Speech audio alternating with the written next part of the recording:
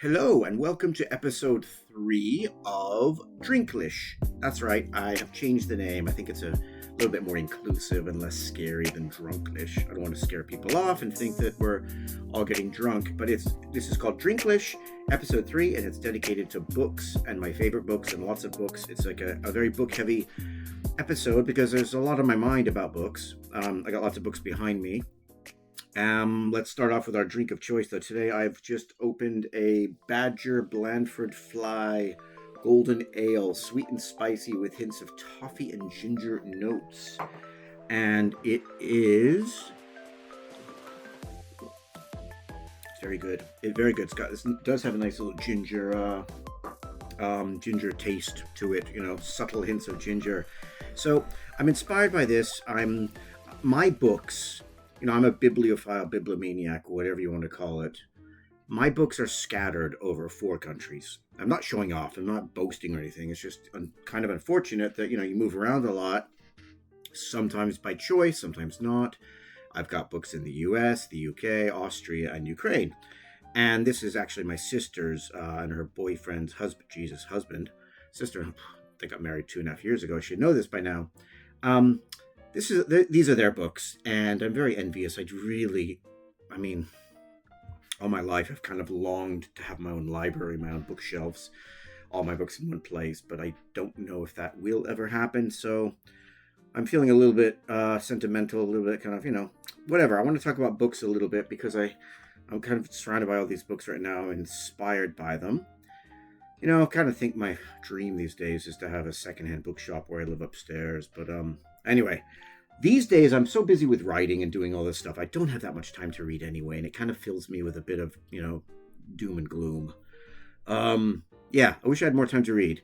I just wrote a guest post for a fellow Substacker, Alicia, all about the transformative books that have changed my life.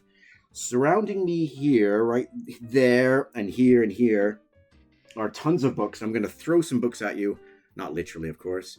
I want to share about some of my favorite books, transformative books that kind of made me, shaped me, have lingered with me, hit me hard. I will say one thing. I'm not going to review any of these books, and I feel like, despite being a self-proclaimed bibliophile, I feel like a bit of a fraud at times. I'm not sure if I know how to actually review books, especially without revealing spoilers. It's quite difficult. I've always been in awe of book reviewers. Book reviews as an art form. Literary reviews, things like that. Whether it's the New York Review of Books, London Review of Books, the Guardian Review, whatever. It's quite something I really have a lot of respect for. Mainly, probably because I can't do it. I can, and I think we all can talk about the power and impact that books have on us. So, I panic over the fact that I can't read all the books I want to because so many of them have had a profound impact. So let me share a few of my books, especially with covers. We'll talk a little bit about rereading the book versus the film. Can you judge a book by its cover? Different kind of reading challenges, reading outside your comfort zone, whatever. I'm going to start, and not really even sure what order to go in here. I'm going to start with a few books, perhaps you've read some, what's this guy's name? Yuval Noah Harari, Homo Deus, Sapiens. They're both good books. I do know a lot of people don't like him and criticize him for various reasons. He's a good storyteller. There are few inaccuracies in there, and he kind of glosses over stuff, and he is a bit of a generalist, but they're still very, very entertaining and informative. Books like Thinking Fast and Slow, perhaps one of the most influential books I've ever read. It will make you a smarter, better person. Oliver Burkeman, very well known for 4,000 Weeks, his excellent book on time management, perhaps one of the best. This is one of his older books, one I've read 3 times. The Antidote, Happiness for People Who Can't Stand Positive Thinking. It's very anti-self-help. Some people do not like this kind of stuff. Alain de Botton, The Consolations of Philosophy.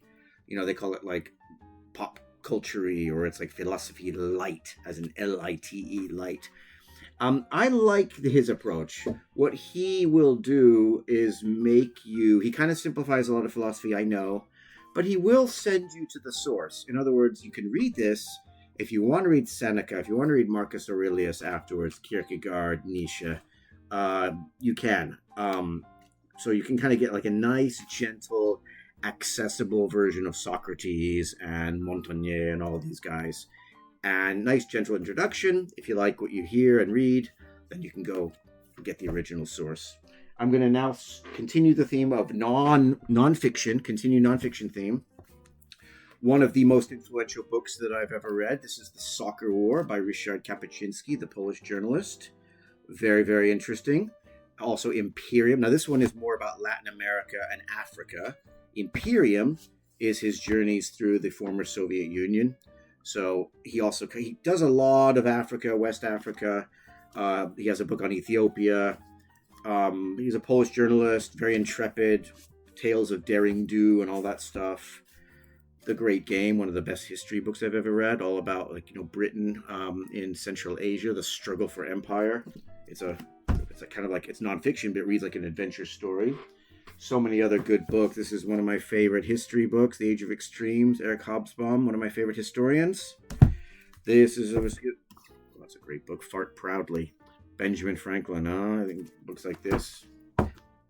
Very interesting book if you want to read about propaganda and media, and it's not social media, it's pre-social media, I think, if I remember. But this is I think he's got Ukrainian roots, the author, Peter Pomerantsev, and he talks about what a can I swear on this? I don't know. What a ridiculous state of affairs is going on in Russia in terms of media and all that stuff, propaganda. You might know this one, Say Nothing, is now a Disney Plus series all about the troubles in Northern Ireland. It's quite a harrowing read. I read this one a couple years ago. I have just dropped a book down here. So I think that is last nonfiction. George Orwell. You know him from 1984, Animal Farm. But this is maybe one of my favorite books of his. Down and Out in Paris and London, where he goes to France, goes to Paris, he works as a dishwasher, works in a kitchen, meets all sorts of interesting characters. Then he goes to London and is basically homeless. He's a tramp, a bum, whatever. And you kind of, see life from a different perspective. It's lesser known, I think. It might be my favorite of his books. I think that's it for nonfiction, unless you consider this nonfiction. A Classroom in Kiev. That's my book. Okay. Other great works of fiction right here. This guy, Abdulrazak Gurna, I think that's how you pronounce his name. Desertion won the Nobel Prize a couple years ago. He did, not the actual book. Very, very good book. Prize-winning books. It's gonna take my throat is parched.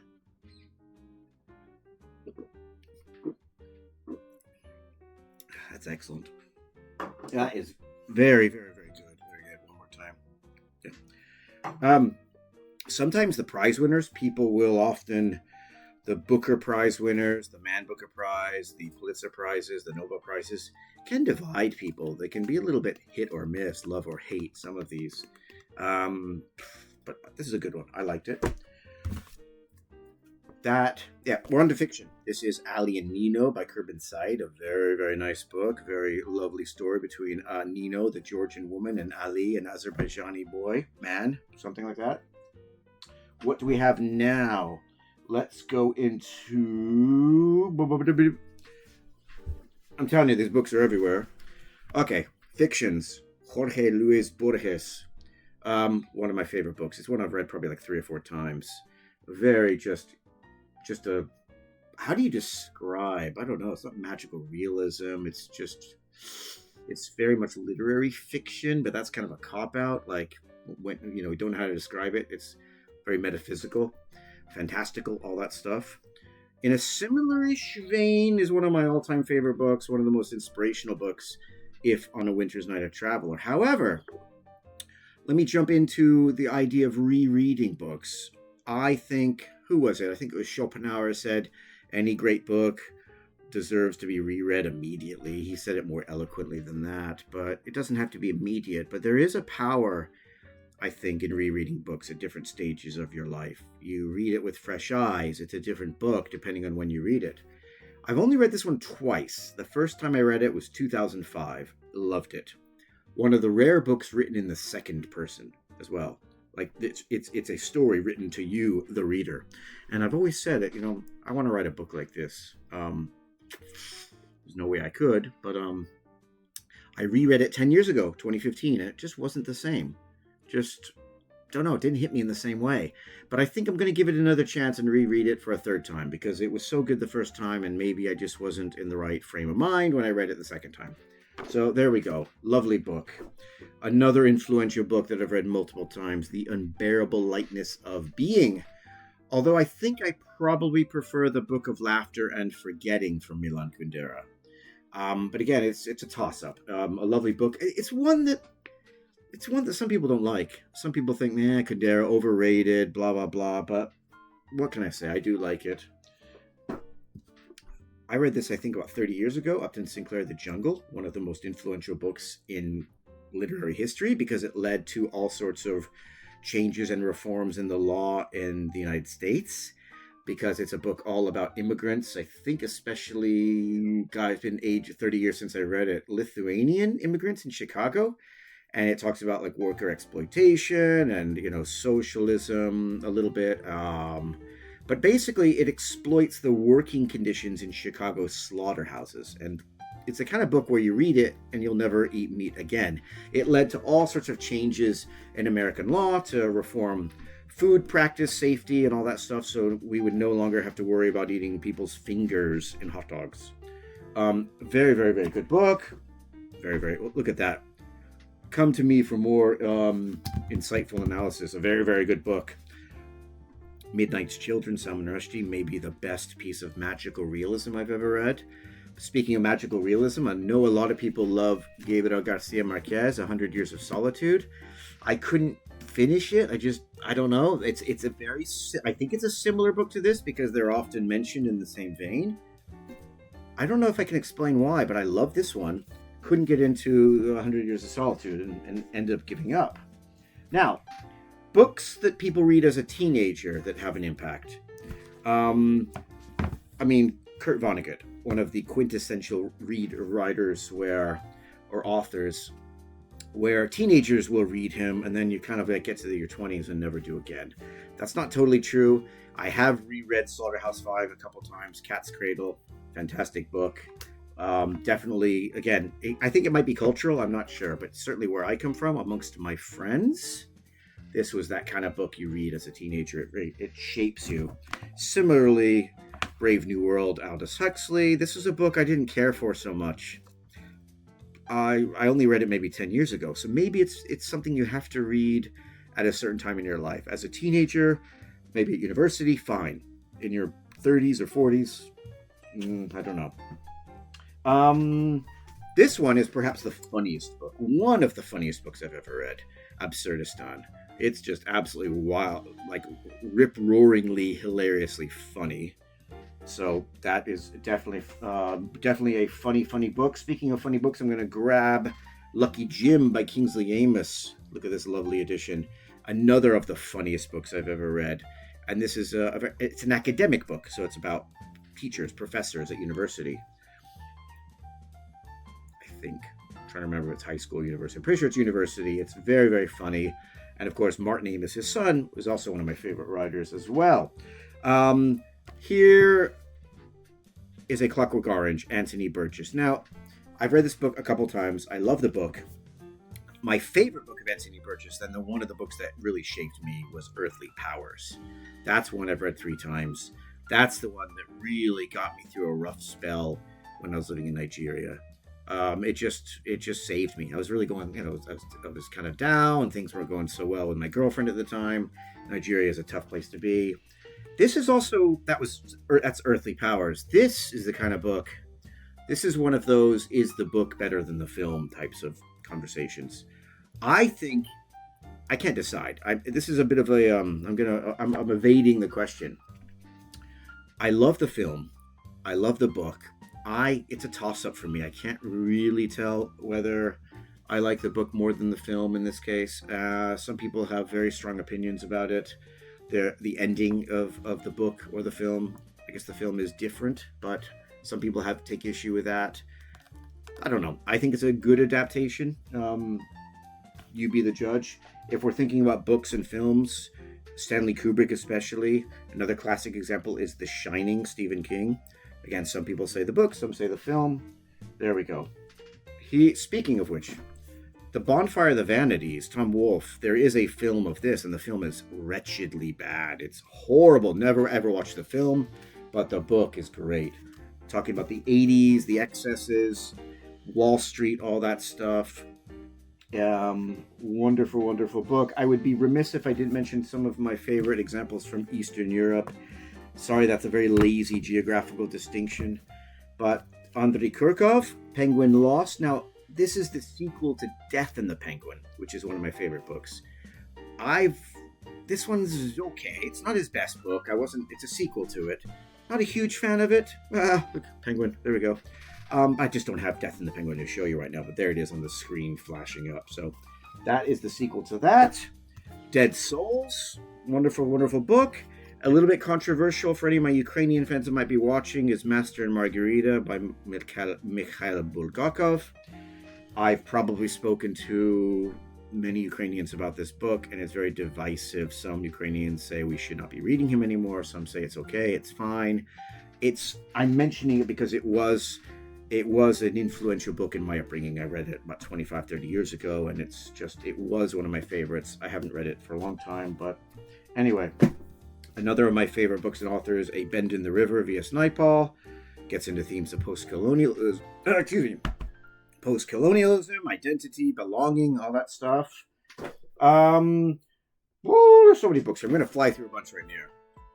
Graham Greene, The End of the Affair, dealing with faith and reason and all that stuff. We've got more Graham Greene right here, The Heart of the Matter, another lovely book. We've got The Go-Between by L.P. Hartley, which features perhaps one of the best opening lines in all of literature. What is it? I don't know. The past is a foreign country. They do things differently there. That's one of my favorites. Also one of my favorite, going back to Anthony Burgess, Earthly Powers. Can I remember this one verbatim? It was the morning of my 81st birthday, and I was in bed with my catamite when Ali announced that the Archbishop was here to see me.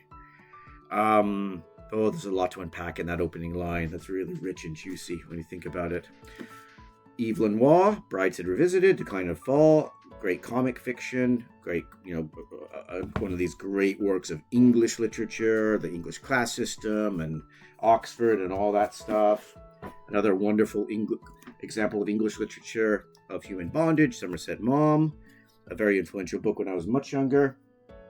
This one, The Remains of the Day, Ishiguro is I'm not sure if this one's my favorite of his. It's either this one or An Artist of the Floating World. But this one it's got to be his best book. It's probably the most well-written. Naipaul is very similar. These guys are their grammar, their language is just so beautiful in its simplicity. Just I can't, I'm doing a terrible job of describing this, but kind of books that if you're a language learner, well worth reading because it's just so grammatically lovely. And this is terrible. I probably should edit this part out, but I probably won't. What else do we got there? That's my big stack. What did you notice about every single one of those books I just showed you on the screen? Take a minute, think about it. What do they all have in common?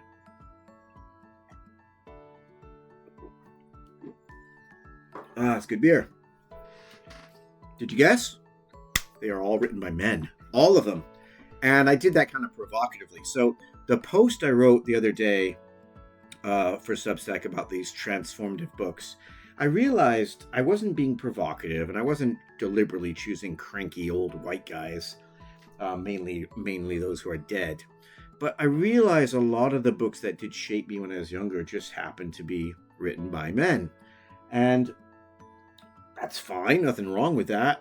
But in 2019, I did a little bit of a reading challenge because I love reading challenges and I love getting outside my comfort zone. And I decided to dedicate a year. It was inspired by a column in The Guardian by Gary Young. And it was inspired by his column where he talked about his year of reading only African women. That was it. For a year, he read fiction by African women. And I was inspired by that. And I thought, you know what? I am going to read only, at first I said only African women as well, but then I said, okay, let me have a year of only reading fiction by women from all over the globe, but let me try to read as many from Africa and non-English speaking countries as I can. And before this, I mean, for many people, that's not a very revolutionary thing, reading, fiction by women. I mean, I know people, that's all they read. But for me, the revolutionary part of that was that I didn't really read much fiction. I was probably reading three quarters nonfiction at the time. So for me, the limited fiction I was reading tended to be more by men. For me, it was a big step. It's like, okay, I'm going to not be reading what I'm normally going to be reading, so let me read women. And it was one of the most enjoyable, productive years of reading of my life. Now, the books I'm going to show you now, just to round this off, are not the books I necessarily read that year, but they're just some of my favorite books by women writers. Now, the books I'm showing you, many of them are mine, a lot of them are my sister's, but